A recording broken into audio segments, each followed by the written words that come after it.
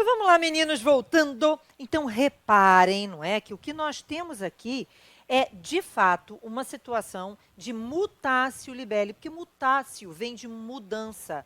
Os fatos mudam, entenderam? Então, durante o processo, a prova que surge demonstra que aquilo que está narrado na denúncia ou na queixa não é efetivamente o que aconteceu. Então, houve alguma alteração fática de circunstância elementar daquele crime. E, na verdade, o crime é diverso do que está narrado na inicial.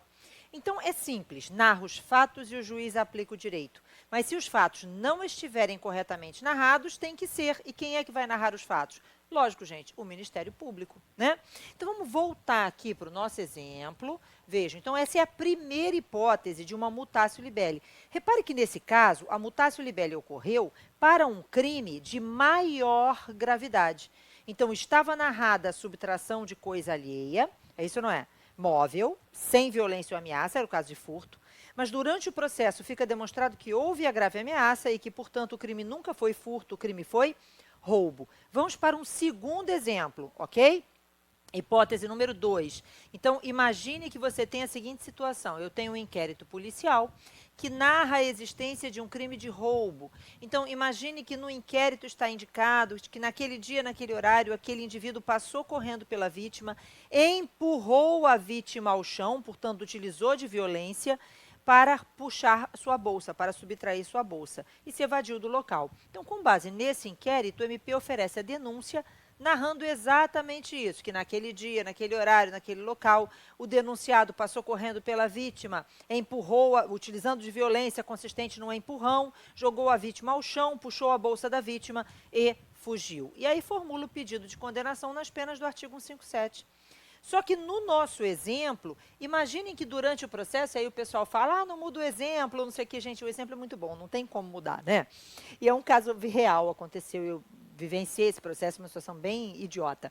E aí, veja, no dia da audiência de instrução e julgamento, a vítima chega e diz assim, foi assim não, foi assim não. O indivíduo aí, olha só, ele passou correndo por mim, realmente, puxou minha bolsa e fugiu. Eu assustei. Mas, veja, ele não me empurrou.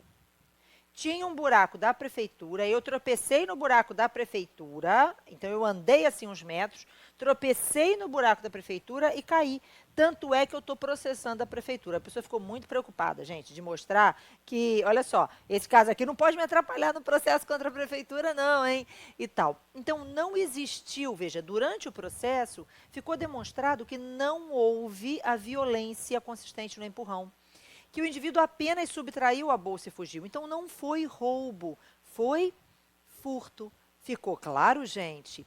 Então, nesse caso, repare, durante a instrução criminal, os fatos mudam.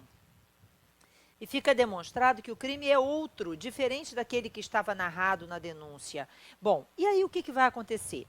Bom, num primeiro momento, a gente tem a sensação, não é uma sensação verídica, é uma sensação, isso pode atrapalhar, tá?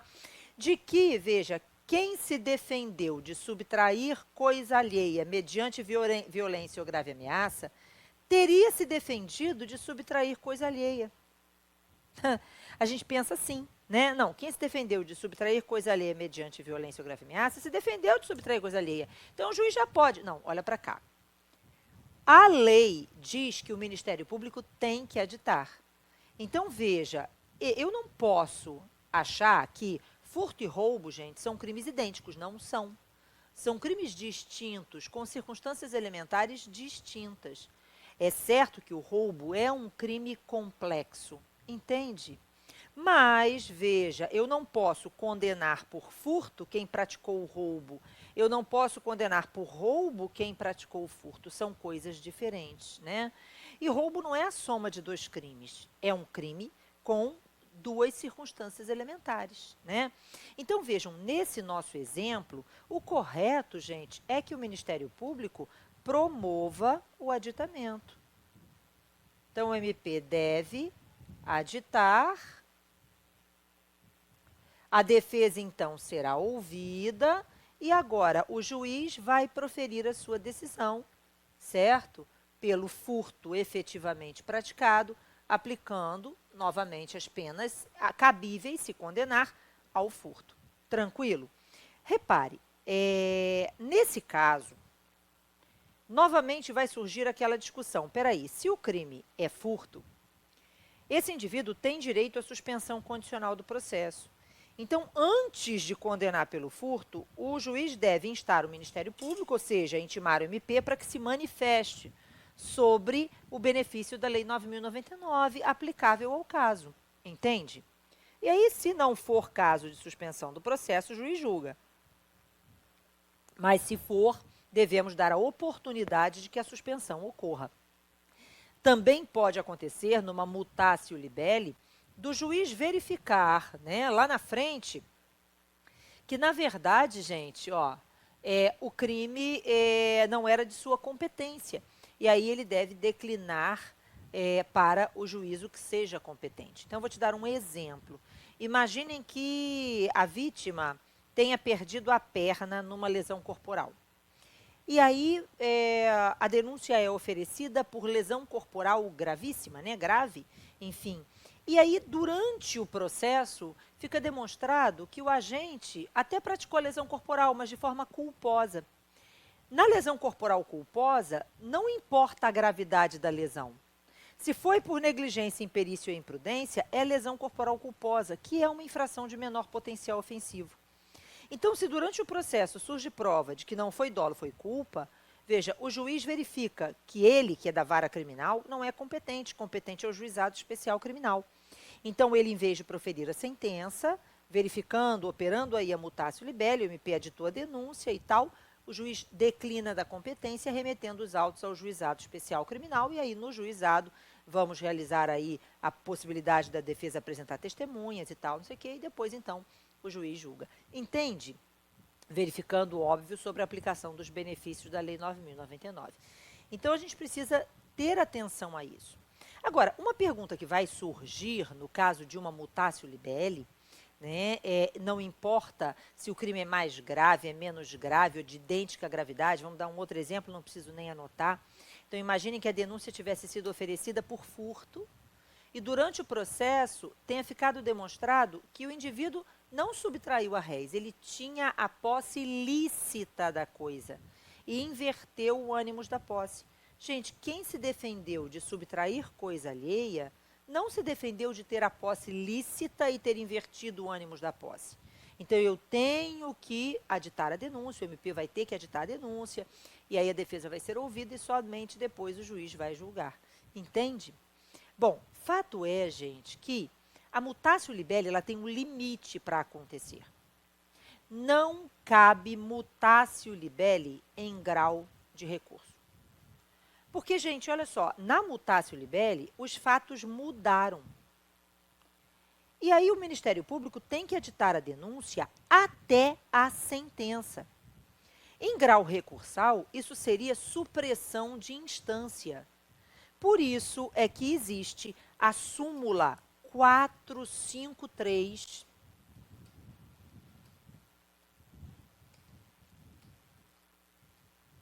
do STF. A súmula 453, ela diz, em resumo, não cabe mutatio libelli em grau recursal. Então, de novo, a emendatio libelli, ela é possível de ocorrer em grau de recurso, mas a mutatio não. Por quê? Porque seria supressão de instância. Então, novamente, vamos nos lembrar disso.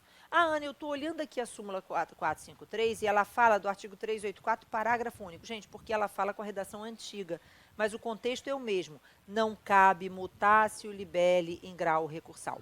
Então, o MP tem que aditar a denúncia até a sentença. Se ele não fizer isso, gente, olha só, em grau de recurso o réu tem que ser absolvido. Porque ele não pode ficar condenado pelo crime errado, né? Então, veja, coisas importantíssimas a respeito da emendatio e da mutatio libelli. Emendatio libelli cabe a qualquer momento, inclusive em grau de recurso.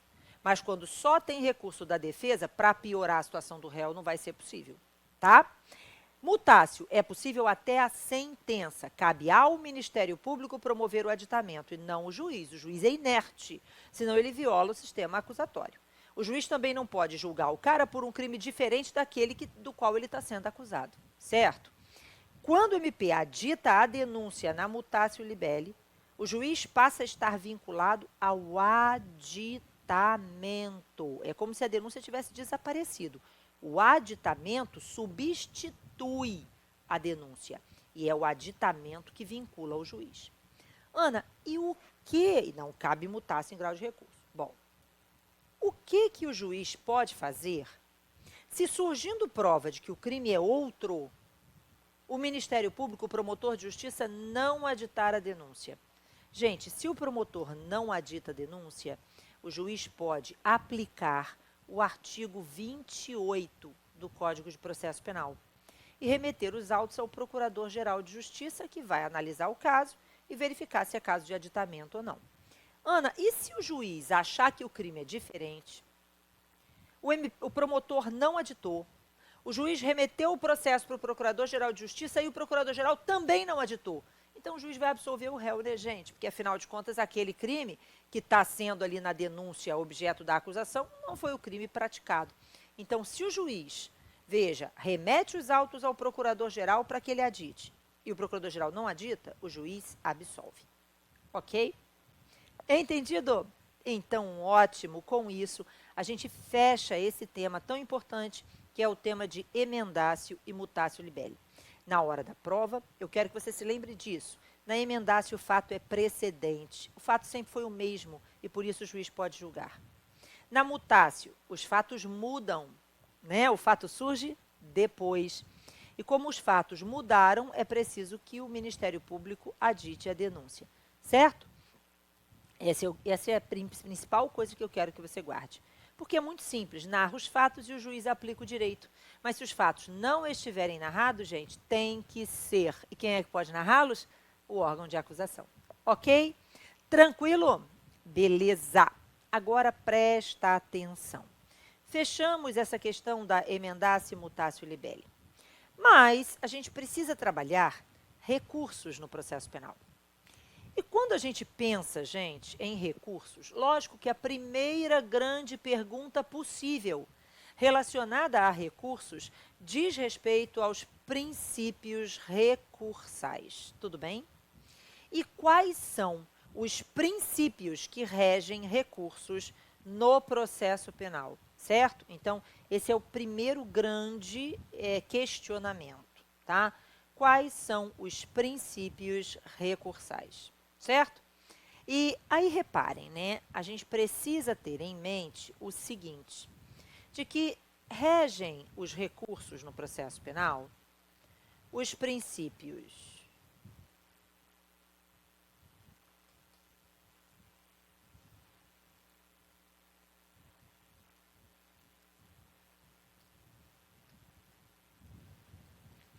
da taxatividade,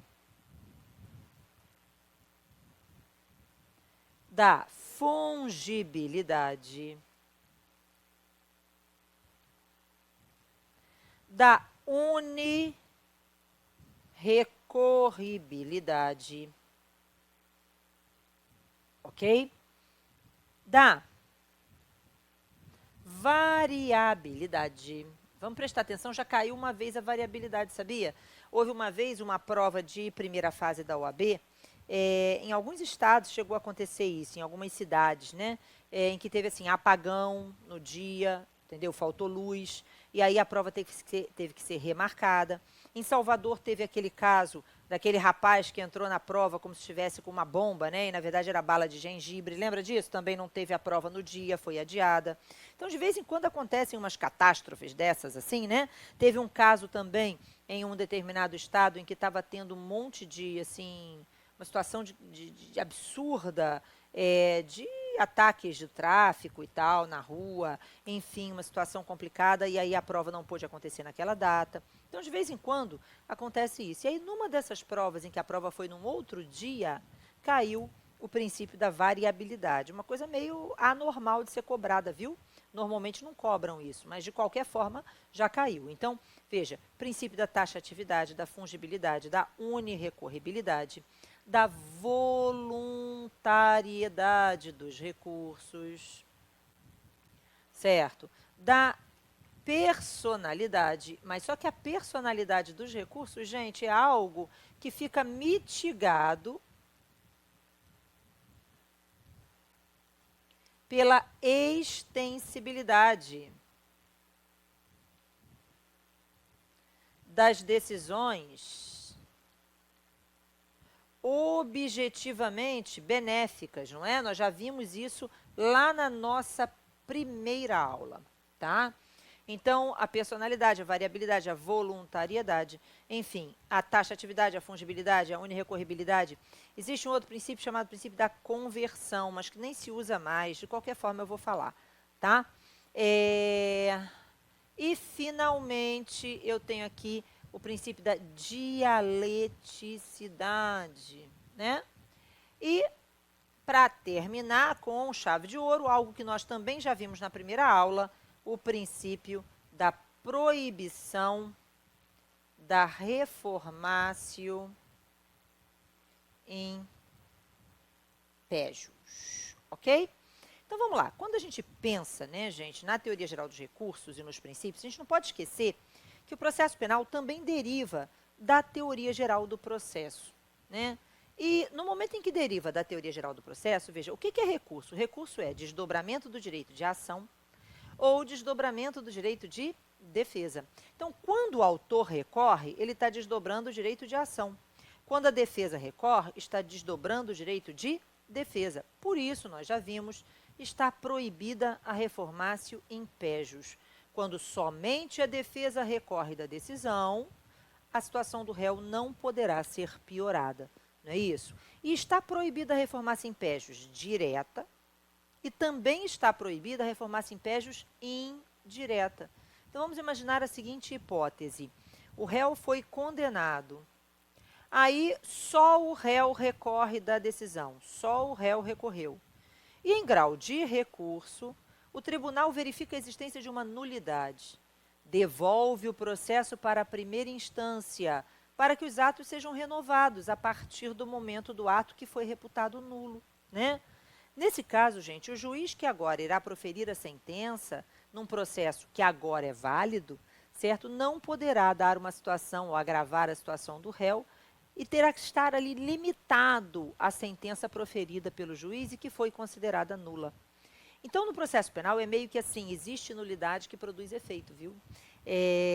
Lógico que o ato nulo não produz efeitos. E, em tese, existe a nulidade originária e as nulidades derivadas. Aí eu queria dar uma dica para você. Lá no meu canal do YouTube, eu tenho 5 videozinhos fantásticos sobre nulidades. Eu queria que você assistisse, tá bom? Tá? Tá dentro de uma pastinha chamada Preparando para a OAB, certo? Então, veja, é muito importante que você assista, porque vai complementar os seus estudos aqui e a gente pode aqui focar em uma outra coisa. Então, repare, né? O que a gente tem? A gente tem o seguinte, vai perder 5 minutinhos, tá? Então, o que a gente tem? A gente tem o seguinte, quando a sentença é reputada nula, lógico que, a princípio, a sentença não produz efeitos, né? Então, o ato nulo não produz efeitos. Mas quando somente o réu recorreu da decisão, gente, o princípio da proibição da reformatio in pejus, que é uma consequência do princípio da ampla defesa, prevalece. Então, o réu não pode ser prejudicado pelo seu recurso. Então, o juiz proferiu uma sentença dando a ele uma pena de 6 anos. Ele recorreu da decisão, só a defesa recorreu. O tribunal declarou a nulidade da sentença, devolveu o processo para a primeira instância e agora o juiz vai proferir uma sentença válida, que, como somente o réu recorreu da decisão, não poderá ser pior do que a de 6 anos dada pelo juiz anterior. Tudo bem? Proibição da reformatio in pejus, direta, o tribunal não pode piorar a situação do réu, e indireta, na eventual declaração de nulidade, a nova sentença, agora válida, não pode ser pior do que a sentença anterior. Afinal de contas, ela só está acontecendo porque a defesa recorreu. Tranquilo? Então, primeira coisa é isso, né? Segunda coisa, a gente tem que lembrar que para a interposição de recursos existe a necessidade dos pressupostos recursais, não é? Então, veja, quem pode recorrer da decisão? Primeiro, para recorrer da decisão é preciso ter legitimidade. Então, as partes podem recorrer da decisão porque detêm legitimidade, certo? É preciso que haja interesse. Então, interesse na reforma da decisão. E é preciso que o recurso seja tempestivo, que tenha previsão legal de recurso para aquela hipótese, ou seja, exista adequação, que o procedimento adotado pela parte seja o correto, ou seja, regularidade procedimental, certo? Então, tudo isso é necessário. Ana, no processo penal, existe a necessidade de pagar custas para recorrer? O MP não, né, gente? Ele é o próprio Estado. E o réu também não, viu? O réu não precisa pagar custas para recorrer da decisão. Lógico que no processo penal existem custas. E o réu só irá pagar as custas se ele for condenado definitivamente lá na frente, depois do trânsito em julgado e às vezes até depois do cumprimento da pena, tá? A não ser que ele tenha direito à gratuidade de justiça, certo? Agora, na ação penal privada, quando a vítima querelante vai recorrer da decisão, dependendo do tribunal e daquelas tabelas de custas, etc., dependendo de cada tribunal, né, pode ser que se exija o preparo, que é o pagamento das custas do recurso. Então, quando a vítima querelante, num crime de ação penal privada, interpõe o recurso num estado que exigia o preparo, veja, se o juiz intimar, aí o juiz verifica, ó, o oficial, o escrivão lá certificou, não foram recolhidas as custas. Então o juiz vai intimar a parte para recolher as custas num prazo. Se as custas não forem recolhidas, gente, o recurso é julgado deserto. A hipótese de deserção de recurso no processo penal é exatamente a hipótese em que a vítima, num crime de ação penal privada, recorre sem recolher as custas, portanto, sem formalizar o que a gente chama de preparo. Tudo bem? Vai que isso cai, né? Não sei por que me passou na cabeça agora. Mas aí, voltando. Então, veja, quando a gente pensa em princípios, então tem que estar atento aos pressupostos recursais, subjetivos, objetivos, da mesma forma que no processo civil. Agora, existem princípios que regem os recursos. O que é o princípio da taxatividade? Gente, o recurso a ser utilizado no processo penal é o recurso que está previsto no processo penal.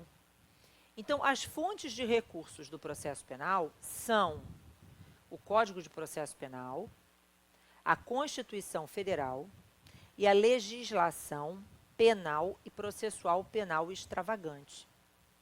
Então, vamos imaginar que de uma determinada decisão no processo penal não seja possível um recurso porque ele não está previsto nem no CPP, nem na Constituição, nem na legislação penal e processual penal extravagante. Será que eu posso ir buscar a resposta no Código de Processo Civil? Não. Então, no processo penal, gente, não existe agravo. Os agravos possíveis no processo penal são aqueles que estão previstos na legislação penal, processual penal e na Constituição Federal. Então, vou te dar um exemplo. Quando é que eu posso utilizar agravo no processo penal? O agravo da Lei de Execuções Penais, que caiu na última segunda fase. Porque o artigo 197 da Lei de Execuções Penais, que é a Lei 7.210 de 2004, de 94, ela de, oh Deus do céu, de 84, estou eu aqui, a 7.210 de 84, né? Então, a Lei de Execuções Penais prevê no artigo 197 o seguinte: dos incidentes da execução caberá agravo. Então, não importa, qualquer decisão proferida pelo juiz da execução penal, o recurso é o agravo da Lei de Execuções Penais, o agravo em execução. Prazo, 5 dias, porque o procedimento a ser utilizado no agravo em execução é o procedimento do recurso em sentido estrito. Tudo bem? Então, existe taxatividade dos recursos. Eu não posso ir buscar no processo civil a resposta, tá bom? O outro agravo possível, aí sim, esse eu vou buscar no CPC por um motivo, porque a Constituição Federal diz que cabe recurso especial e recurso extraordinário. Então, quando a parte interpõe um recurso especial ou um recurso extraordinário, como o Código de Processo Penal e a legislação penal e processual penal não tem previsão do procedimento do recurso especial e do recurso extraordinário, eu vou buscar a resposta no processo civil. Mas eu só posso usar o recurso especial e o recurso extraordinário porque eles estão previstos na própria Constituição Federal. E aí, quando eu interponho um recurso especial ou um recurso extraordinário e eles não são recebidos pelo tribunal, para atacar a decisão que não recebeu o recurso especial e o recurso extraordinário, eu vou usar o agravo de instrumento do processo civil. Tudo bem? Que está lá previsto no artigo 1029 seguinte, na verdade, acho que 1030, 1035, sei lá, lá do CPC. Ok? Bom, agora atenção. Não caberia outro agravo. Então, existe taxatividade dos recursos. E quais são os recursos possíveis no processo penal? Então, como é que eu classifico os recursos? Quais são as espécies de recursos no processo penal? Então, vamos lá? Vamos a elas? Veja. Então, a nossa situação é a seguinte. Quando a gente pensa em recursos no processo penal, veja, os recursos podem ser os recursos ordinários e os recursos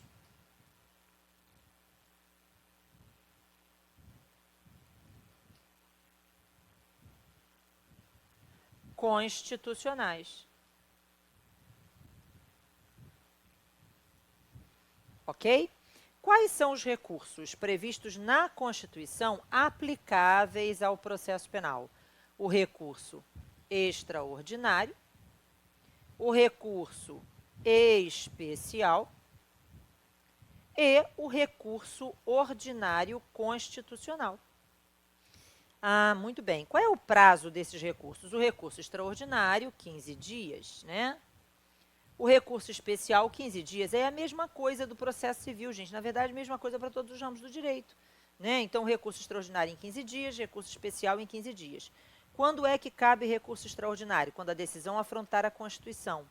Quando é que cabe recurso especial? Quando a decisão afrontar lei federal, violar lei federal, ou houver dissídio jurisprudencial. A mesma coisa do processo civil.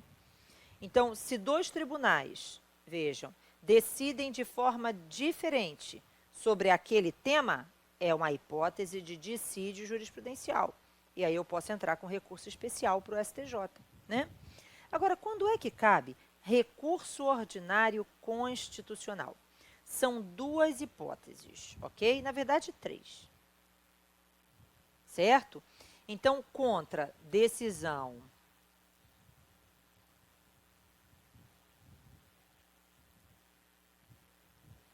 que denega, olha só, que denega, portanto, não concede habeas corpus, ok? Mas é importante, veja bem, decisão proferida por tribunal, ok? Contra decisão proferida por tribunal em mandado de segurança, mesma coisa que você usa para constitucional, tá? E, finalmente, contra sentença do juiz federal em crime político. Beleza. Ana, eu não entendi esse negócio do habeas corpus. Vamos lá, gente, olha só. Como é que eu defino quem é competente para processar e julgar um habeas corpus? É fácil. A competência do habeas corpus depende de quem é a autoridade coatora. Então, veja, eu vou identificar quem é a autoridade coatora. Imagine que a autoridade coatora seja um juiz estadual. Quem é que reforma a decisão do juiz estadual? Bom, o Tribunal de Justiça.